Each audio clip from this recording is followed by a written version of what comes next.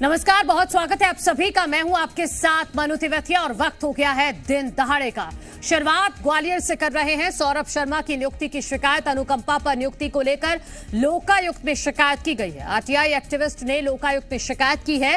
तत्कालीन सीएमएचओ पर केस दर्ज करने की मांग की गई है। सौरभ शर्मा ने अनुकंपा नियुक्ति में तथ्य छिपाए हैं। सौरभ ने आवेदन में भाइयों की जानकारी छिपाई। सौरभ की मां ने सहमति कॉलम पर हस्ताक्षर किए थे। तत्कालीन सीएमएचओ ने आवेदन को वेरीफाई किया था। तो ये इस वक्त की बड़ी जानकारी आपको दे रहे हैं सौरभ शर्मा केस से जुड़ी कि सौरभ शर्मा ने सिस्टम में घुसते ही गड़बड़ियां करना शुरू कर दिया था। अब इसकी नियुक्ति ही सवालों के घेरे में है। आरटीआई एक्टिविस्ट ने लोकायुक्त में इसकी शिकायत की है और सीएमएचओ पर केस दर्ज करने की मांग की है, जो तत्कालीन सीएमएचओ थे, क्योंकि उन्होंने ही डॉक्यूमेंट वेरीफाई किए थे। सौरभ शर्मा ने अनुकंपा नियुक्ति में कुछ तथ्य छिपाए थे। उसने ये जानकारी छिपाई थी कि उसका भाई भी सरकारी सेवा में है, छत्तीसगढ़ में वो नौकरी करता है। ये जानकारी आवेदन में छिपाई गई थी। सौरभ की मां ने सहमति कॉलम में हस्ताक्षर किए थे। तत्कालीन सीएमएचओ ने आवेदन को वेरीफाई किया था, जो पूरी तरह से गलत है।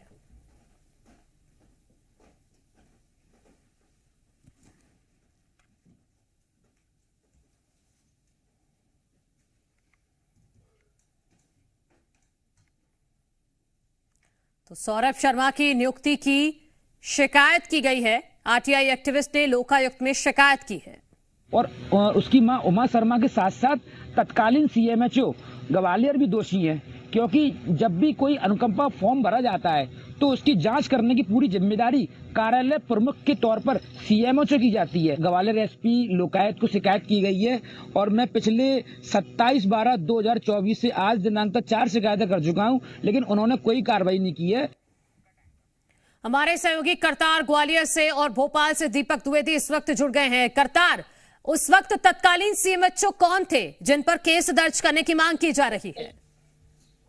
देखिए, 2016 में सौरभ शर्मा की नियुक्ति होती है और नियुक्ति भी उसकी सीएमएचओ के तत्कालीन सीएमएचओ है, उन पर सवाल खड़े किए हैं आरटीआई कार्यकर्ता संकेत साहू ने। उन्होंने साफ कहा है कि उसमें पूर्व सीएमएचओ उन पर एफआईआर दर्ज होनी चाहिए, क्योंकि उमा शर्मा जो कि सौरभ की मां है उन पर और सौरभ इन सबने तथ्य छुपाए थे। तथ्य छुपाने के बाद में जो नियुक्ति है वो नियुक्ति पाई है। निश्चित तौर पर गंभीर मामला है। उन्होंने 4 बार शिकायतें लोकायुक्त ग्वालियर को की है, लेकिन अभी तक कोई कार्रवाई नहीं हुई है। संकेत साहू का कहना है कि अगर कार्रवाई नहीं होती न्यायालय की शरण लूंगा। जिस तरीके से 2016 में नियुक्ति हुई और इनका एक बड़ा भाई जो कि छत्तीसगढ़ में नियुक्त है और उसकी सरकारी नौकरी है, उस तथ्य को छुपाया गया, उस तथ्य को कहीं भी इंकित नहीं किया गया। जो शपथ पत्र प्रस्तुत किया उसमें भी इस बात की बात है वो छुपाई गई। अब देखना होगा इसमें क्या कार्रवाई होती है, लेकिन फिलहाल सौरभ शर्मा पर जिस तरीके से लगातार परतें खुलती जा रही, लगातार नई बातें निकल के सामने आ रही, नियुक्ति को लेकर ये सवाल खड़ा हुआ है कि नियुक्ति ही में जो तथ्य है वो छुपाए गए और तथ्यों को छुपाने के बाद में ये नियुक्ति दी गई। और निश्चित तौर पर सौरभ शर्मा, उनकी मां उमा शर्मा और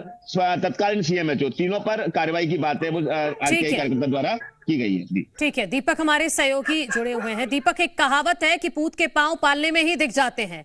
सौरभ शर्मा को लेकर पूर्व तत्कालीन सीएमएचओ अगर उस वक्त कार्रवाई कर देते तो हो सकता है कि इतना बड़ा घोटाला नहीं होता, इतना बड़ा जो किया गया पैसों का फेरबदल वो नहीं होता।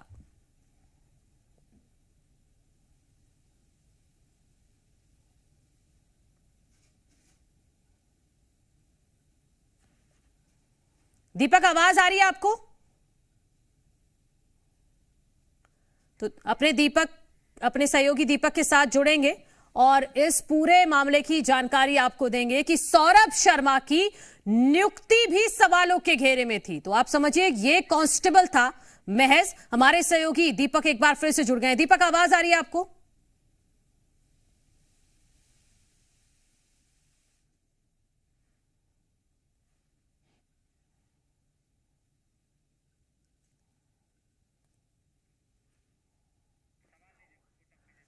दीपक, आवाज आ रही है आपको?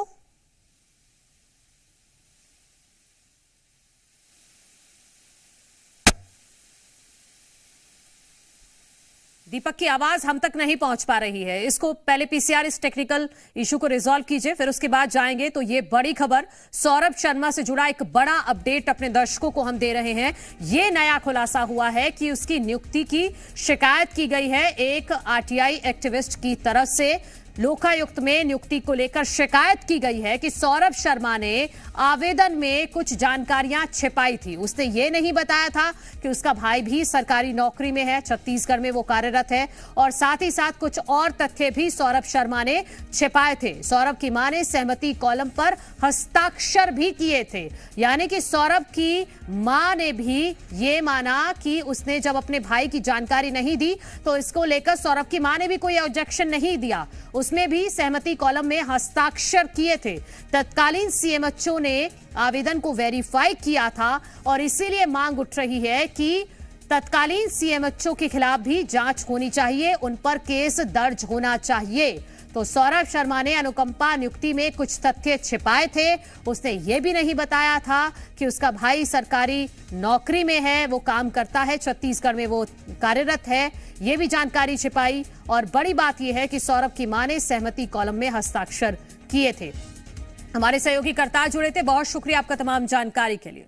ग्वालियर से खबर है, जहां नाबालिग देवर के साथ भागी महिला, 2 बच्चों और पति को छोड़कर ये महिला चली गई है। पति की शिकायत पर पुलिस ने केस दर्ज कर लिया है। पति के मौसेरे भाई से प्रेम प्रसंग चल रहा था। महिला की तलाश में अब भीतरवार पुलिस जुटी हुई है। तो ग्वालियर से ये मामला सामने आया है, जहां पर एक भाभी अपने नाबालिग देवर के साथ भाग गई है। ये आरोप लगाया गया है महिला के पति की तरफ से।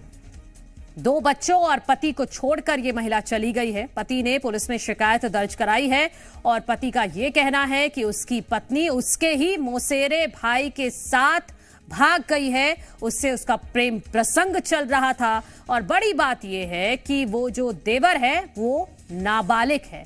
हमारे सहयोगी करतार ज्यादा जानकारी के साथ जुड़ गए हैं। करतार, कोई लीड मिली है भाभी जी के खिलाफ? और देवर जिस तरीके से भागे हैं, किसी प्रकार की कोई लीड नहीं मिली है। पुलिस ने गुमशुदगी दर्ज की है और पड़ताल शुरू कर दी, लेकिन किस तरीके से एक मां अपने छोटे छोटे मासूम बच्चों को घर पर सोता हुआ छोड़कर और पति से झूठ बोलकर वहां से फरार हो जाती है। फरार भी किसके साथ होती है? एक नाबालिग देवर होता है जो मौसेरा भाई है उसके पति का, उसके साथ वो एकदम से गायब हो जाती है। उसके बाद में पति थाने पहुंचता है, थाने जाकर शिकायत दर्ज कराता है कि मेरी पत्नी मेरे दोनों छोटे बच्चों को छोड़कर रात को फरार हो गई है। अब पुलिस पूरी पड़ताल में जुट गई है। छोटे छोटे बच्चे घर पर रो रहे हैं, उनका अपनी माँ के लिए वो तड़प रहे हैं, लेकिन पिता उसकी गुमशुदगी दर्ज कराने के बाद में वो भी खोजबीन में लग गए हैं पुलिस के साथ में। लेकिन फिलहाल जो भाभी है और अपना देवर के साथ में जिस तरीके से फरार हुई है, वहां लोग इस बात को लेकर चर्चा कर रहे हैं कि आखिर कोई माँ इतनी कुमाता कैसे हो सकती है, अपने छोटे मासूम बच्चों को छोड़कर किसी के साथ कैसे भाग सकती है। अच्छा करतार, जो देवर है उसकी क्या उम्र है? देवर की उम्र अभी 19 साल है और अभी वो कहा जाए तो देवर जिस तरीके से लंबे समय से प्रेम प्रसंग चल रहा था और यही रहा करता था वो भी थी इसी परिवार के साथ। बिल्कुल, देवर का उसी गांव में ही निवास था और वहीं रहता था। वो लगातार वो संपर्क में था और ऐसा पता नहीं चल पाया कि ऐसी स्थिति क्रिएट कर देगा। निश्चित तौर पर रात के समय वो आता है और उससे बोलता है भाभी से कि आप किसी बहाने से बाहर आ जाएं, और वो बाहर जाती है। उसी दौरान वो देवर उसको लेकर रफू चक्कर हो जाता है। बाद में जब पति देखता है कि उसकी पत्नी आखिर चली कहाँ गई, फिर वो तलाश करता है, कहीं मिलती नहीं है। फिर वो थाने पहुंचता है, थाने में गुमशुदगी दर्ज कराई जाती है। बाद में पता चलता है कि देवर के साथ वो भाग खड़ी हुई है। जी ठीक है, बहुत शुक्रिया आपका तमाम जानकारी के लिए करतार। उधर बलरामपुर में गर्भवती महिला को नहीं मिली एम्बुलेंस। सड़क के अभाव में गांव तक एम्बुलेंस नहीं पहुंची। कपड़े से बनी डोली से एम्बुलेंस तक पहुंचाया गया। सोशल मीडिया पर वीडियो वायरल हो रहा है। कुश्मी जनपद पंचायत के इदरी कला गांव का ये पूरा मामला है। तस्वीरें आपको दिखाते हैं। बलरामपुर से ये तस्वीरें सामने आई हैं आज के समय में। आप समझिए कि इस गर्भवती महिला को एम्बुलेंस तक नसीब नहीं हुई है, जिसकी वजह से लोगों को जुगाड़ से इस महिला को अस्पताल तक पहुंचाना पड़ा है। इस तरह से कपड़े की झोली बनाई गई और इस महिला को उस झोली में बिठाकर कंधे पर रखकर 2 लोग इसको एम्बुलेंस तक पहुंचाते हुए नजर आ रहे हैं और ये वीडियो सोशल मीडिया पर अब वायरल हो रहा है। कुश्मी जनपद पंचायत के इदरी कला गांव का ये पूरा मामला सामने आया है, जिसकी तस्वीरें हम आपको दिखा रहे हैं और ये तस्वीरें सवाल खड़ी करते हैं सिस्टम पर। ये तस्वीरें सवाल खड़ी करती हैं यहाँ के प्रशासन पर हमारे सहयोगी शैलेंद्र बघेल बलरामपुर से ज्यादा जानकारी के साथ जुड़ गए हैं। शैलेंद्र, आज के वक्त में कोई खाना ऑर्डर करे और उसमें देरी हो जाए तो लोग आग बबूला हो जाते हैं, और यहां पर तो एम्बुलेंस ही नहीं पहुंच पाती और लोगों की जान पर बनाती है। जी मैं बता दूं, आपने ठीक कहा। ये जो बलरामपुर जिला है, बलरामपुर जिले का आज भी कई ऐसे गांव है, दूरस्थ गांव है, जहां पे सड़क का अभाव है। जो मूलभूत सुविधाएं उनको नहीं मिल पा रही, चाहे सड़क की बात करें, पानी की बात करें, बिजली की बात। और कारण यही है कि जो दूरस्थ क्षेत्र है उनकी जो बसाहट होती है थोड़ा दूर दूर होती है। ये मामला निकल के आया, ये इधरी कला का कुसमी जनपद पंचायत के कोड़ाकू जनजाति के लोग रहते हैं। लेकिन एम्बुलेंस जब इनके द्वारा बुलाई गई, मिताने के द्वारा बुलाई गई, तो एम्बुलेंस इनके घर तक नहीं पहुंच पाई। करीब 1.5 किलोमीटर मशक्कत करने के बाद झिलगी में डोली बना गर्भवती महिला को एम्बुलेंस तक लाया गया, जिसके बाद उसको फिर जिला अस्पताल में इलाज किया गया। लेकिन शासन प्रशासन एक तरफ जहां विकास के तमाम प्रकार के दावे करता है, लेकिन जब ऐसी तस्वीरें निकल सामने आती है तो कहीं न कहीं विकास के जो दावे हैं वो खोखले साबित होते हैं। ठीक है, बहुत शुक्रिया आपका तमाम जानकारी के लिए। और इसी बीच दुर्ग से बड़ी खबर है, सैफ अली खान मामले में जो आरोपी को दुर्ग से पकड़ा गया है उसको मुंबई ले जाया जा रहा है। रेलवे स्टेशन पे छोड़ देंगे, ये तो पीछे से भी छोड़ सकते हैं। हर छोड़ रहे ना। अरे उसको जाने दो, तो वो जिधर जाएगा उधर जाएगा। ट्रांजिट रिमांड है क्या इसका? नहीं ट्रांजिट नहीं। अरे वो आरोपी ने ट्रांजिट कैसे होगा? मुंबई तो लेके नहीं जा रहे हैं। नहीं मुंबई नहीं। आरोपी नहीं बोलो। तो इस मामले से जुड़ा अपडेट आगे आपको देंगे। दुर्ग से इस आरोपी को पकड़ा गया है, आरपीएफ की बैरक में इसको रखा गया था। नाम है आकाश कनोजिया, जो प्राथमिक तौर पर अभी आपने भी सुना कि ये आरोपी नहीं है, मुंबई नहीं लेकर जा रहे हैं। पूरी खबर आगे आपको बताएंगे। फिलहाल आगर मालवा से खबर है, जहां भीषण सड़क हादसा हुआ है। अज्ञात वाहन से टकराई यात्री बस, बेकाबू होकर यात्री बस पलट गई है। हादसे में करीब 17 लोग घायल हुए हैं। घायलों को अस्पताल में भर्ती कराया गया है। घायलों में एक 1.5 साल का बच्चा भी शामिल है। मासूम बच्चे के पिता का रेस्क्यू किया गया है। दोनों की हालत गंभीर बताई जा रही है। जिला अस्पताल रेफर किया गया है। पुलिस और प्रशासनिक अधिकारी मौजूद हैं मौके पर। तो ये आगर मालवा से खबर, जहां बेकाबू होकर एक यात्री बस पलट गई है। 17 लोग इसमें घायल हो गए हैं। ये भीषण हादसा हुआ है आगर मालवा में। अज्ञात वाहन से ये यात्री बस टकराई है और उसके बाद बेकाबू होकर पलट जाती है। ये दुर्घटना स्थल की तस्वीरें जी मध्य प्रदेश छत्तीसगढ़ आपको दिखा रहा है। इस पूरे हादसे में 17 लोग जख्मी हो गए हैं, जिनको अस्पताल में भर्ती कराया गया है। और इन घायलों में एक 1.5 साल का बच्चा भी शामिल है। मासूम बच्चे के पिता का रेस्क्यू कर लिया गया है। दोनों की हालत ही गंभीर बताई जा रही है। जिला अस्पताल दोनों को रेफर किया गया है। पुलिस और प्रशासनिक अधिकारी मौके पर मौजूद हैं। सभी घायलों को निकालकर अस्पताल पहुंचाने का काम किया जा रहा है।